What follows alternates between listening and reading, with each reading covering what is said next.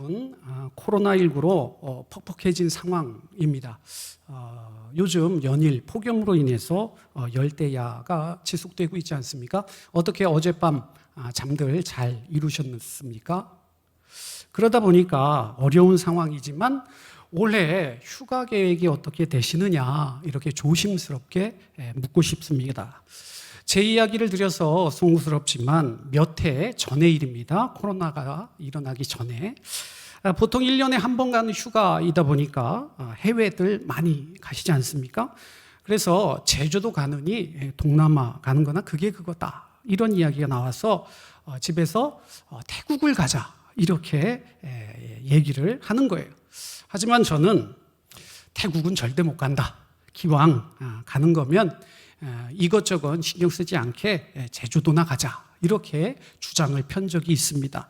여러분 그 이유가 무엇인지 혹시 궁금하지 않으십니까? 태국까지 비행 시간이 몇 시간 걸리죠? 대략 6시간 가까이 걸립니다. 저는 피치 못할 사정으로 예를 들어 사역적으로 어디를 간다거나 할 때 빼고는 웬만하면 맥시멈 4시간. 그래서 비행거리가 웬만하면 4시간이 넘지 않는 곳에 가려고 하지 아무리 좋은 곳이라도 오래 가는 곳은 그렇게 선호하지 않습니다. 그 이유는 아주 간단합니다. 물론 좌석이 좁고 불편한 이유도 있습니다. 그러나 근본적인 원인은 혹시라도 있을지 모를 사고의 위험, 그 위험 속에 저를 몰아두기 싫기 때문입니다. 여러분 비행기 이륙할 때 여러분은 어떠십니까? 저는 혹시나 하는 마음으로 몰래 눈을 감고 기도를 드립니다. 하나님 무사히 도착할 수 있게 지켜주세요. 예수님 이름으로 기도드립니다.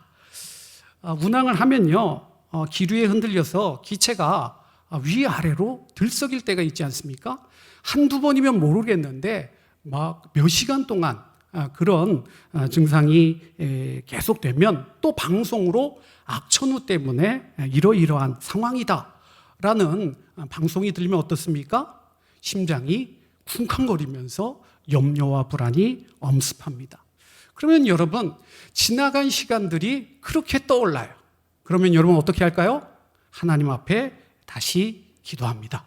하나님, 제가 저번에 이렇게 하나님 앞에 죄 지었던 거 하나님 기억하시죠? 제가 일부러 그런 거 아닙니다. 하나님 용서해 주시고 혹시라도 그럴 일이 없겠지만 문제가 생긴다라고 한다면 나를 꼭 하나님의 나라 들어가게 해주세요. 이렇게 기도를 합니다. 여러분 저만 그런가요? 저만 그렇다고 그렇게 저를 쳐다보시는데 여러분들 마음속도 그렇게 다르지 않은 거 제가 잘 알고 있습니다. 이렇게 대자연 앞에서 인간이 얼마나 나약하고 보잘것없는지, 그래서 웬만하면 그러한 위험한 상황 속에 저 자신을 몰아넣고 싶지 않기 때문에 저는 그렇게 장거리 여행을 지향하지 않는다 이렇게 말씀을 드립니다. 오늘 본문은 우리가 잘 아는 풍랑을 잠잠케 하신 예수님의 기적을 담고 있는데 제가 소개한 말씀과 비슷한 제자들 역시 자신들의 힘에 부친 거친 풍랑 앞에서 생명을 부지하기 위해 무던히 노력하고 있는 현장을 우리가 발견하게 됩니다. 방금 읽은 말씀처럼 예수님께서는 먼저 제자들을 재촉하셔서 배에 태워 갈릴리 호수 건너편으로 건너가게 명하십니다. 그러는 사이에 모여든 무리들을 모두 집으로 돌려보내시고는 예수님 자신은 혼자 기도하러 산에 오르셨다 이렇게 말씀합니다.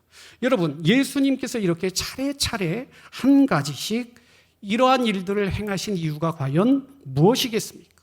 본문 직전에 있는 하나님께서 우리에게 베풀어 주신 기적이 바로 그 힌트가 됩니다. 바로 오병이어의 기적. 보리떡 5개와 물고기 2마리로 무려 성인 남성만 5,000명 이상, 환산해 보면 남녀노소 다 합치면 2만 명 이상이나 되는 놀라운 기적 하나님께서 베풀어 주지 않으셨습니까? 이 현장을 한번 상상해 보세요. 갈릴리로부터 한 청년에 대한 소문이 입에서 입으로 전달되는데요. 그가 가는 곳마다 병자들이 일어나더라. 앞을 못 보는 사람들이 눈을 다시 보게 되더라. 나병 환자들이 노임을 얻더라. 귀신 들린 자들을 하나님께서 치유해 주시는 역사의 현장이 일어나더라. 죽은 사람까지 살아나더라. 가시는 곳곳마다 예수님에 대한 신드롬, 이 엄청난 폭풍이 좁은 땅덩어리인 팔레스타인을 물려 그렇게 많은 사람들이 기대하는 마음으로 하나님 앞에 나오지 않았겠습니까? 그래서 이 오병의 기적 가운데 어떻게 우리에게 그 상황을 전달해 주느냐? 요한복음 6장 14절 제가 읽으면 15절 여러분이 읽어주시기 바랍니다. 14절입니다. 그 사람들이 예수께서 행하신 이 표적을 보고 말하되 이는 참으로 세상에 오실 그 선지자라 하더라.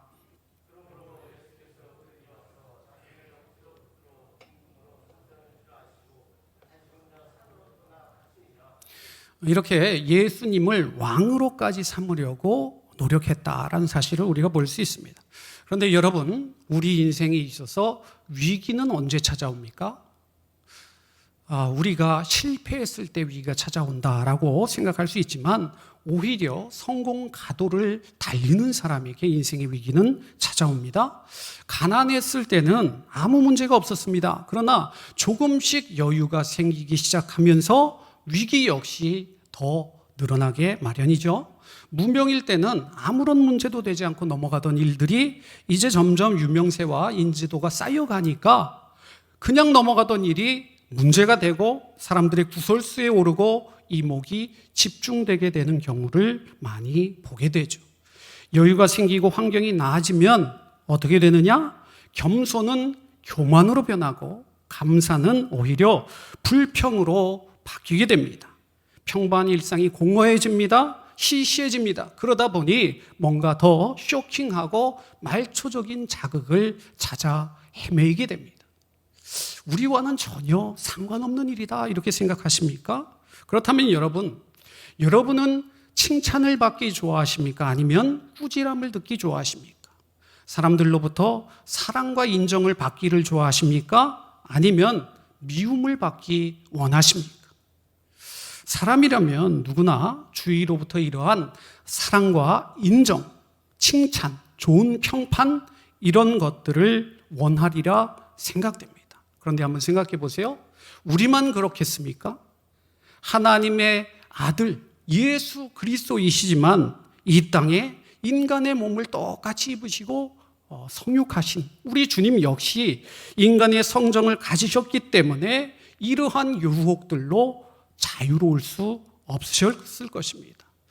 우리 주님은 분명 하나님이시지만 그럼에도 불구하고 자신을 둘러싼 많은 이들의 환호와 갈채, 그에 부응하고자 마음 깊은 곳에서 스물스물 피어오르는 그 욕구 앞에서 자신을 지켜내기 위해 한 가지 하신 일이 있습니다.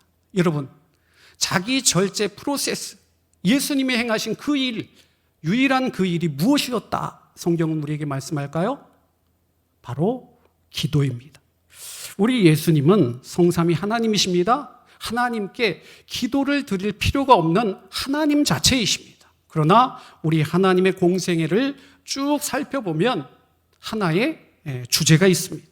아버지여, 나의 원대로 마옵시고, 누구의 원대로?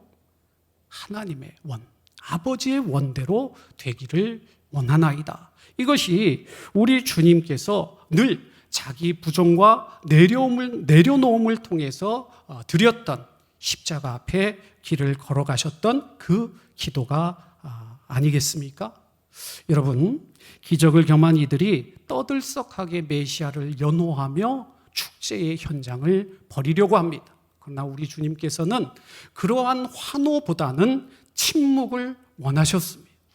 사람들이 들떠 있는 그것보다 고독한 곳에서 하나님 앞에 잠잠히 기도하시기를 원하셨습니다.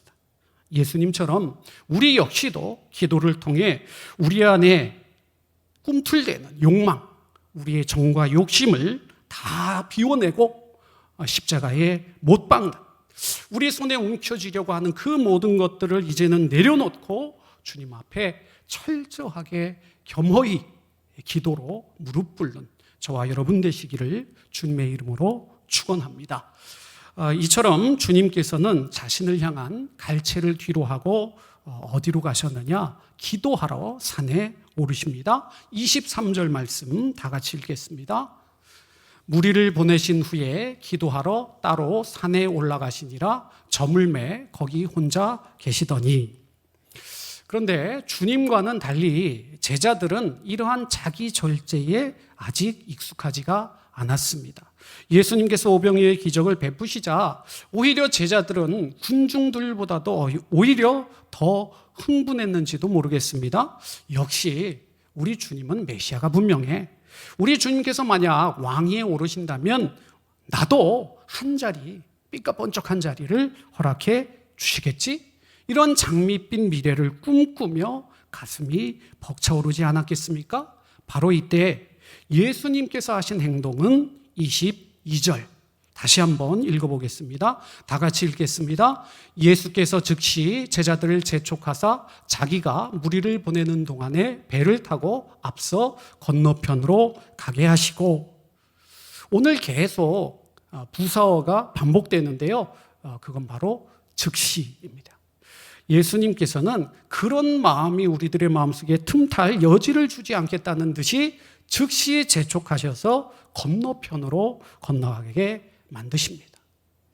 여러분, 심리학 용어 가운데 동일시란 말이 있습니다. 어떤 유력한 대상이 있으면 그 대상에게 자신을 투사시켜서 그 사람이 곧 나다, 이렇게 여기는 현상을 자기 동일시 이렇게 이야기하지 않습니까? 예를 들겠습니다. 여러분의 자녀들 열심히 뒷바라지하고 계실 텐데요. 유수한 대학에 입학을 했습니다. 더 나아가 사자 들어가는 직업을 갖게 됐습니다. 여러분, 저도 사자가 들어가는 직업이라는 거 잊지 마시기 바랍니다. 또 내 아들, 딸이 이런 사람이야. 여러분, 그런 자긍심이 여러분들의 마음속에 들지 않으시겠습니까? 왠지 어깨가 으쓱해지지 않으시겠습니까?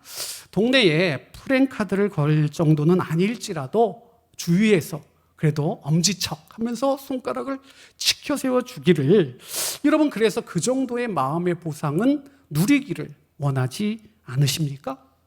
그런데 문제는 나와 전혀 아무 상관없는 사람에게 자기 동일시를 적용할 때인데요. 누군가 사회에 저명 인사가 있습니다. 곰곰이 생각해 보니까 만난 적이 있는 사람이에요. 그때가 언제였느냐? 군대에서 자기 후임이었던 겁니다. 걔 내가 군대에 있을 때 내 후임이었지? 내가 잘 알지? 이렇게 이야기하는.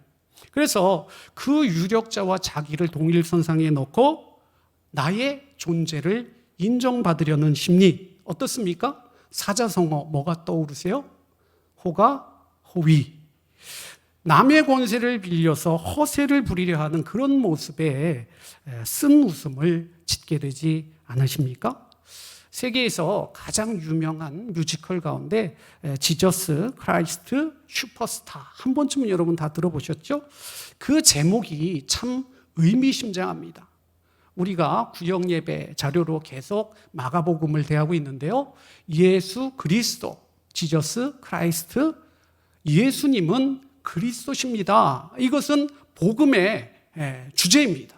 복음 그 자체입니다. 그런데 그 다음 단어가 어떻게 보면 더 의미심장합니다.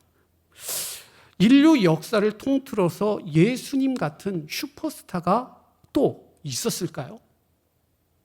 이런 슈퍼스타를 곁에서 모시는 제자들의 마음이 과연 어땠을지. 자기들끼리 서로 다투면서 보이지 않는 경쟁과 암투. 여러분, 사람 12명이나 모였지 않습니까? 어떻게 보면 그러한 경쟁과 암투가 불가피하지 않았을까. 또 자연스럽게 다른 제자들보다 어떻게 하면 예수님과 더 친밀해질 수 있을까? 예수님으로부터 인정을 받을 수 있을까? 그런 욕망이 제자들의 마음속에 왜 없었겠습니까? 그래서 예수님께서는 이런 감정의 사치와 낭비를 허락하지 않으십니다. 제자들을 재촉하사 즉시 배에 태우고 건너편으로 건너가서 많은 사람들의 환호, 박수, 그들이 요구하는 그 무엇인가로부터 제자들의 마음을 떨어뜨려 놓으셨다는 것이죠. 오병이어의 기적에 취해서 눈앞에 있는 이 십자가가 오히려 약간 바보스러운 길 아니야? 그리스도인이 과연 그런 길을 걸어가야 돼? 왜 우리만 그렇게 살아가야 하지? 그런 마음이 드는 저와 여러분에게 그러한 마음으로부터 즉시 자기 자신을 절제하고 지켜내라고 예수님은 스스로 산에 오르셔서 기도의 본을 보여주셨다는 거죠.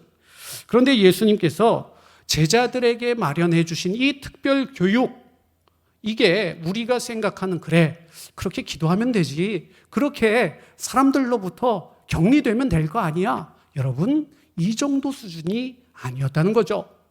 제자들의 목숨이 오락가락할 정도의 그런 위기의 상황으로 그 절벽 끝으로 제자들을 몰아 넣으십니다. 보통 우리는 갈릴리 바다 이렇게 이야기하지만 엄밀히 말해 갈릴리는 호수지 않습니까? 그래서 그 폭이 가장 넓은 곳도 11km에 불과합니다. 그 중간 한 5km 앞을 내다보면 어떻습니까? 묻이 보이지 않았겠습니까? 저기 목적지가 보인다라는 것입니다. 또 제자들은 갈릴리 호수에서 자랐습니다. 태어나고 자라고 한 일이라고 한다면 그 갈릴리 호수에서 멱을 감았을 것이고요, 거기서 고기를 잡았을 것입니다. 물질하는데 배를 젓는데 도통한 베테랑입니다. 풍랑을 처음 맞이한 것이 아닙니다. 그러니 제자들은 처음 이 폭풍을 맞이하는 태도가 의연하게 여유롭게, 그래 우리가 조금 이렇게 노를 저으면 맞은편에 곧 도착하겠지, 우리가 뭐 이거 한두 번 당한 것이 아니잖아, 이렇게 대처하지 않았겠습니까?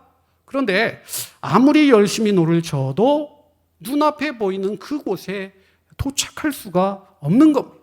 그 거리가 좁혀지지가 않습니다. 그런데 보니까 그 거친 풍랑 속에서 계속 제자리만 맴돌고 있는 자신들을 발견합니다.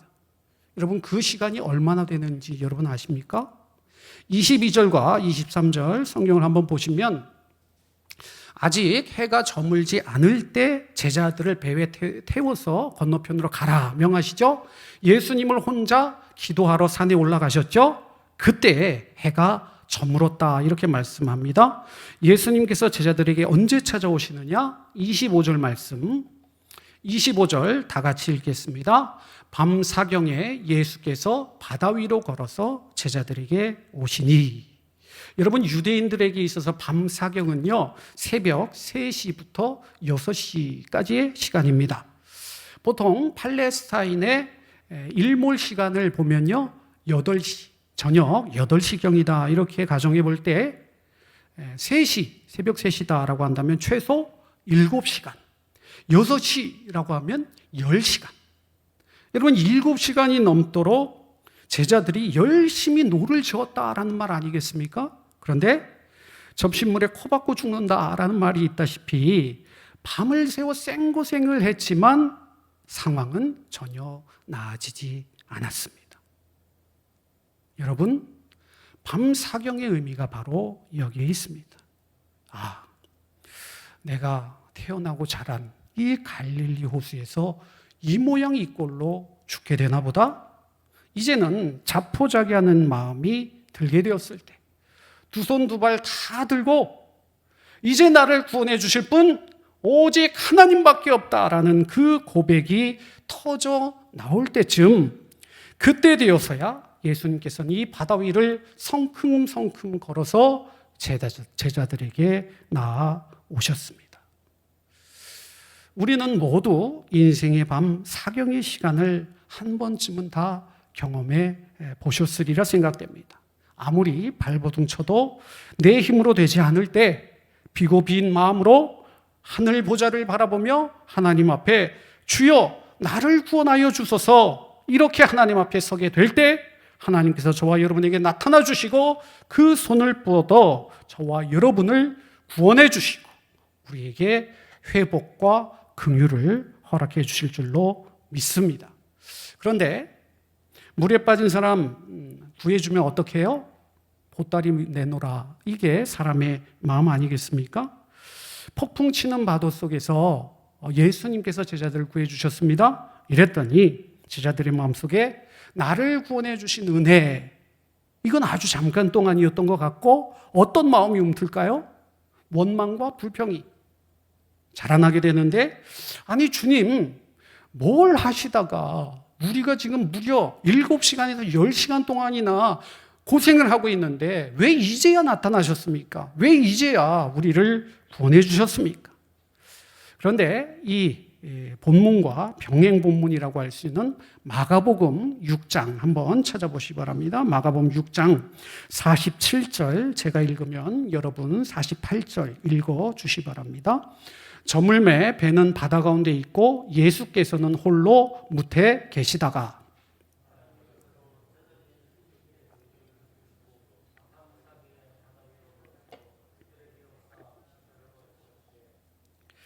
예수님은 기도하러 산에 오르셨지만 사실 주님의 마음은 제자들에게 한순간도 떠난 적이 없으십니다.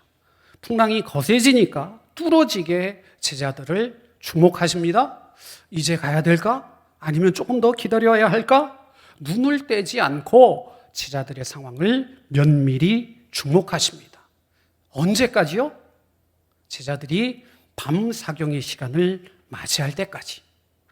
이제는 초자연적인 기적이 아니면 나는 도저히 살아나갈 수가 없다.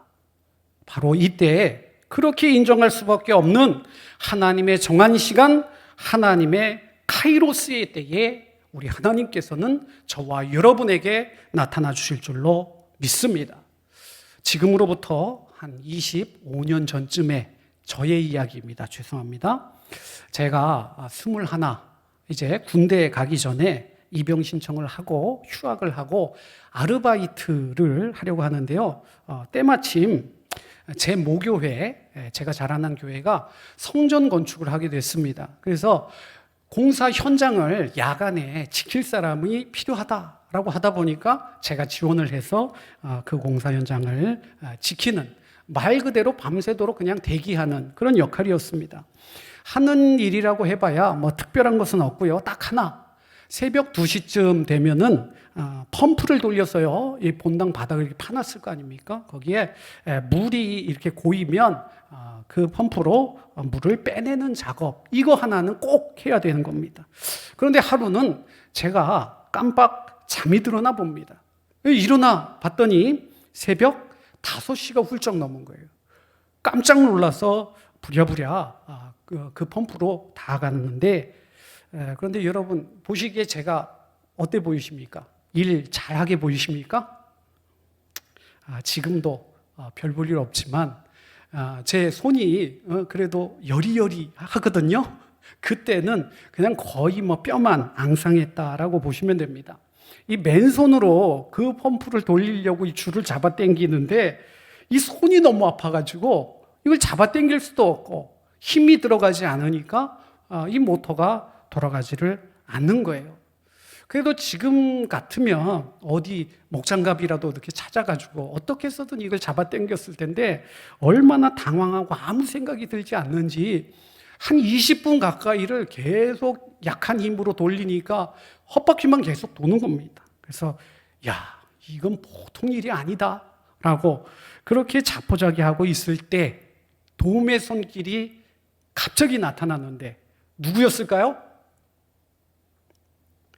하나님께서 나타나셨으면 좋았겠지만 저희 아버지가, 제가 이렇게 변변치 못하지 않습니까? 그러니까 잘하고 있는지 궁금하셔서 평소에는 와보지 않으셨는데 그날따라 새벽 기도회를 마치시고 돌아가는 길에 들르셨는데 제가 그렇게 고생하고 있는 장면을 보시더니 오셔가지고 제 아버지는 험한 일을 좀 많이 하셨습니다. 그래서 손도 이렇게 마디도 굵으시고 이렇게 굳은 살도 많으시거든요. 그냥 한번 쭉 잡아 당기니까 시동이 걸려서 그 위기를 모면했던 그런 기억이 있습니다. 제가 왜 이런 말씀을 드릴까요? 놀라운 기적, 하나님의 영역이죠. 우리 주님이 베풀어 주실 수 있죠. 그러나 코로나19를 살아가는 오늘 우리의 삶에 아주 작은 기적은 어디로부터 일어나느냐? 우리 주변을 향한 우리의 시선, 우리의 관심, 그들을 향해 나아가는 우리의 발걸음, 그들을 향해 내뻗는 우리의 손을 통해 하나님께서는 역사하실 줄로 믿습니다. 신약 성경에서 바다는 사탄이 지배하는 세상을 의미합니다. 예수님께서는 제자들 향한 시선을 거두지 않으시고 결국 이렇게 죽는구나 밤을 꼴딱 세운 제자들에게 공포의 그림자가 엄습할 그때를 기다리셔서 찾아오셨습니다. 그런데 여러분, 제자들이 바라는 것은 이 풍랑이 잠잠케 되고 자신들이 구원을 얻는 그것인지도 모릅니다. 그러나 더 근본적인 원인은 어디 있느냐? 하나님과의 관계가 끊어지는 것. 예수님과 함께 했을 때는 아무런 문제가 되지 않는 것들이 예수님께서 계시지 않을 때 비로소 제자들에게는 문제가 생긴 것처럼 하나님 없이도 내가 충분히 살아갈 수 있다. 그렇게 자부하는 저와 여러분, 그 삶의 자리에 가장 큰 위기가 있다. 이 사실을 잊지 마시기 바랍니다.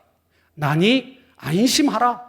이 주님의 음성과 함께 그 길이 혹시라도 풍랑이 있는 바다 한복판이라 할지라도 하나님과 동행하시는 저와 여러분 되시기를 주님의 이름으로 축원합니다. 이러면 당연히 끝날 줄 알았을 텐데 좀 실망하셨을 것 같습니다. 한 가지만 더 살펴보고 말씀을 마칠 텐데요. 말씀 28절 보시기 바랍니다. 28절 다 같이 읽겠습니다. 베드로가 대답하여 이르되 주여 만일 주님이시거든 나를 명하사 물 위로 오라 하소서. 우리가 너무 잘 아는 말씀 아닙니까? 그래서 이 대목에서 베드로가 주님을 바라보았을 때 그 시선이 하나님을 향했을 때는 아무 문제 없는 기적이 일어났는데 그 눈이 어디를 향해요? 발밑에 바다를 보는 순간 베드로의 마음에 의심이 일어나면서 바다에 빠져들었다. 그러니까 우리의 시선을 세상이 아닌 하나님께 늘 두어야 된다. 여러분 어떻습니까? 너무 자명한 말씀 아니겠습니까? 그런데 예수님께서는 높아지는 마음, 교만한 마음, 주님으로 인해 들뜬 그 마음을 진정시키려고 풍랑을 준비하셨습니다. 그런데 베드로는 순수한 마음이었는지는 모릅니다. 그러나 어느샌가 움츠려들었던 그 어깨에 그 목에 힘이 들어가면서 내가 예수님으로부터 이런 인정을 받아야 되지? 내가 뭔가 더 수제자로서의 확고한 자리를 그렇게 선점해야지? 라는 듯이 하나님 앞에 당당히 나가서 물 위를 걸어가는 기적을 시연해 보이고 있다는 것입니다. 여러분, 그것이 저와 여러분의 실존입니다. 그럼에도 불구하고 베드로가 오늘 구원을 받을 수 있었던 이유는 무엇일까요? 베드로의 가장 큰 장점은 바로 재빠른 태세전환입니다. 물에 빠져 들어가자마자 바로 즉시 항복을 선언하는데요. 주여 나를 구원하소서 하면서 어떻게 합니까? 손을 뻗치는 거예요. 주님을 향해 손을 내어 뻗는 겁니다. 여러분, 우리는 흔히 내가 웬만한 건 다 할 수 있어. 나도 인생에 경험이 있잖아. 나도 이렇게 오랫동안 하나님을 믿어왔잖아. 내가 일하고 있는 이 분야에서 나도 나름의 베테랑이잖아. 이런 생각. 그래서 우리가 할 수 있는 일을 먼저는 다 해봅니다. 그런데 우리가 절대로 넘어설 수 없는 어떤 벽, 그 선을 넘어선 문제에 있어서는 어떻게 됩니까? 어느 정도 저울질 해보다가 이제는 도저히 답이 없다. 그때 되어서야 어떻게 합니까? 교회당에 나오시죠. 하나님 앞에 무릎 꿇으시죠. 그때 되어서야 하나님의 이름을 부르시죠. 그게 우리의 모습입니다. 근데 이게 잘못된 것이냐? 아니에요. 하나님의 은혜는 바로 여기에 있는데요. 우리는 늘 주님을 배신하고 주님의 마음을 아프게 하는 이 모양 이 꼴이지만 주님께서는 늘 저와 여러분을 주목하십니다. 그러다가 우리를 향해 구원의 손길을 뻗칠 준비를 하고 계시다가 우리가 주여 나를 구원하소서 손을 내뻗는 순간 즉시 저와 여러분을 구원해 주시는 하나님이시다. 베드로가 중심이 아니라 그런 베드로마저도 구원해 주시는 하나님의 은혜가 지금 코로나19 이 상황을 살아가는 저와 여러분의 한복판에 거하고 계시다라는 이 사실을 잊어서는 안 됩니다. 이제 질문 하나 드리면서 말씀을 맺겠습니다. 지금 여러분은 파도 하나 일어나지 않고 구름 한 점 없는 화창한 그런 바다 위를 크루즈선으로 여행하고 싶으십니까? 아니, 그런 삶을 살고 계십니까? 아니면 풍랑치는 바다 위, 그 중에서도 오늘 내일을 장담할 수 없는 위기의 순간, 그러나 그 배에는 누가 계세요? 예수님이 함께 하시는 그 배에 지금 올라 계십니까? 아무리 편안하고 안락한 삶을 누린다고 할지라도 하나님 없는 배, 하나님이 거하시지 않는 그 삶이라고 한다면 조금 차이만 있을 뿐 결국 멸망으로, 심판으로 향해 나아가는 길이라는 사실 잊지 마시기 바랍니다. 반면 비록 폭풍 치는 바다 한복판이라 할지라도 우리 배에 지금 우리의 마음속에 주님이 함께 계신다, 이 사실 하나만 있다면 그 누구보다도 복된 삶이다, 이 사실을 우리 스스로가 망각해서는 안 됩니다.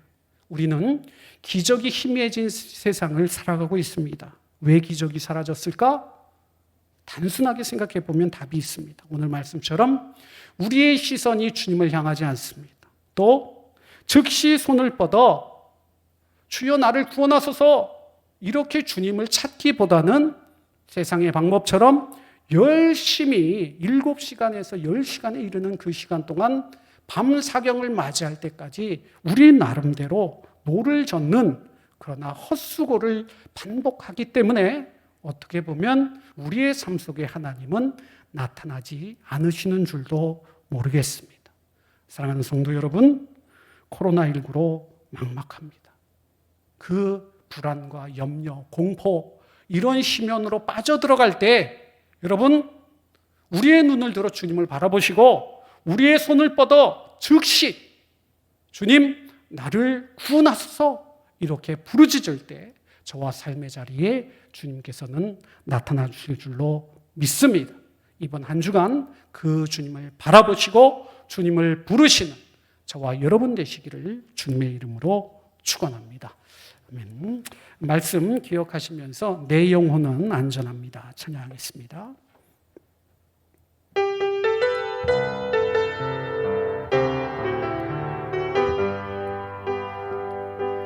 내 아버지 그 품 안에서 내 영혼은 안전합니다. 주 손길로 내 삶을 안으시니 그 평강이 나를 덮습니다. 내 아버지 그 품 안에서 내 영혼은 안전합니다. 주 손길로 내 삶을 안으시니 그 평강이 나를 덮습니다. 나 비록 넘어지며 흔들리지만 주 내 안에 거하며 나를 붙드시니 내 생각을 주께로 돌리고 주시는 평강의 옷을 입습니다. 주 약속 안에서 내 영혼 평안해. 내 뜻보다 크신 주님의 계획 나 신뢰해. 두려움 다 내려놓고 주님만 의지해. 주 안에서 내 영혼 안전합니다. 주 약속 안에서 내 영혼 평안해. 내 뜻보다 크신 주님의 계획 나 신뢰해. 두려움 다 내려놓고 주님만 의지해. 주 안에서 내 영혼 안전합니다. 이제 두 손을 모시 바랍니다. 우리 잠시 동안 기도했으면 하는데요, 우리 인생의 밤사경을 걷고 계신 분이 있다면 하나님 우리에게 나타나 주세요. 우리에게 말씀해 주세요. 우리에게 긍휼을 베풀어 주세요. 주님 앞에 무릎 꿇는 이 시간 되시길 바랍니다. 특별히 여름학교 교회 행사를 위해서 기도해 주실 때 오늘까지 유치부 여름 성경학교가 진행되고요, 유초등부 성경학교가 8월에 이제 시작됩니다. 위에서 기도해 주시기를 부탁드립니다. 다 같이 기도하겠습니다.